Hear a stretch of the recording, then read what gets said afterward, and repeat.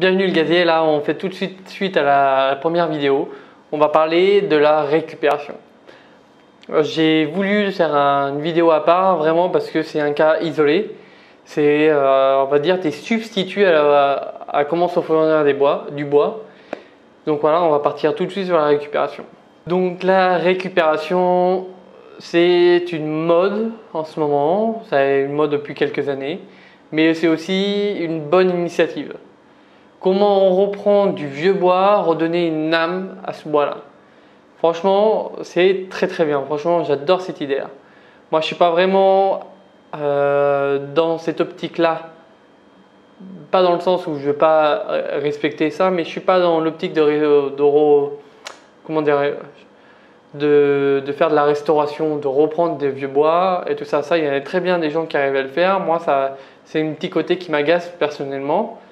Mais j'adore ce que certaines personnes font, vraiment, ils font des choses magnifiques. Voilà, il y en a qui font par exemple avec des palettes, des ouvrages mais vraiment exceptionnels, qui n'ont vraiment pas l'impression que ça vient de palettes. Mais c'est beaucoup de temps, c'est beaucoup de préparation.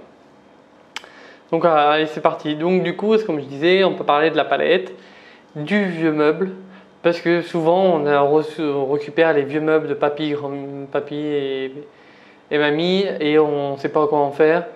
Il y en a, s'ils sont sensibles au travail du bois, bah voilà, ils vont le modifier, ils vont le restaurer, ils vont lui donner un second souffle, une seconde jeunesse, voire une troisième jeunesse.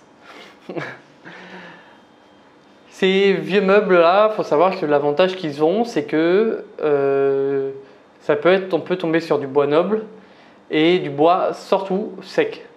Là, on est sûr qu'il soit sec parce que ça fait généralement 50 ans qu'il est là, le meuble il est fait, il n'a pas bougé. Donc voilà, généralement il est sec. Par contre, voilà, il se peut qu'il soit piqué. Donc il y a des petites bêtes qui soient venues manger à un moment donné dans la vie du meuble.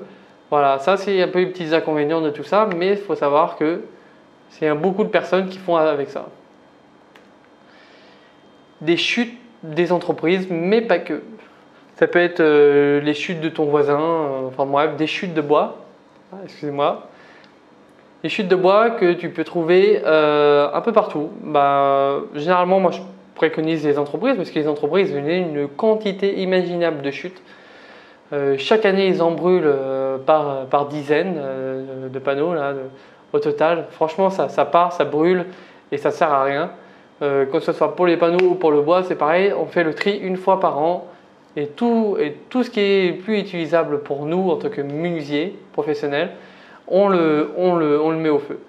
Il y aura peut-être une idée à faire derrière. Si quelqu'un veut se lancer dans de reprendre du bois dans certains ateliers pour justement le redonner à d'autres personnes, allez-y, faites-le. Hein. Par contre, moi, pour celui qui cherche du bois, je t'invite à aller chercher là-bas. Dans les entreprises, c'est très bien. Par contre, il ne faut pas trop demander à la découpe. Tu viens prendre les chutes, tu payes la petite pièce et tu pars avec. Voilà, c'est très bien. Franchement, surtout que tu auras du bois de bonne qualité généralement. Forcément, derrière, ça exige beaucoup de temps de recherche. Pour trouver du vieux bois, tu peux aller sur internet, tu peux te faire de la bouche à oreille. Voilà, c'est beaucoup de temps de recherche, beaucoup de, on va dire après ça. Une fois qu'on a trouvé notre bois, c'est beaucoup de manipulation pour soit désosser la palette, enlever les clous du vieux bois, démonter un meuble, enlever le vernis, remettre en état. Ça demande beaucoup de temps de manipulation par rapport à ça. Et c'est ça qui m'agace moi spécialement. C'est pas dans le sens de reprendre du vieux bois. Le côté qui m'agace, c'est de le restaurer tout ça. C'est d'enlever les clous, de désosser une palette, de démonter un meuble, ça m'agace. C'est pour ça qu'il y en a qui le font très bien. Donc voilà, j'espère que cette courte vidéo sur la restauration, pas sur la restauration, mais sur la récupération de bois, t'apporte aussi une nouvelle possibilité pour te fournir en bois. Il faut savoir que c'est un substitut pour avoir du bois moins cher. Beaucoup moins cher. Donc pour ceux qui manquent de moyens, vraiment, c'est vers là que j'oriente ces personnes-là. Allez prendre votre temps. Parce que le temps, c'est de l'argent et si vous prenez du temps, c'est de l'argent en moins à mettre dans le bois. Donc voilà, je t'invite tout de suite aller chez le fournisseur du coin, chez le menuisier du coin et aller acheter quelques morceaux de bois. Bon allez, ciao.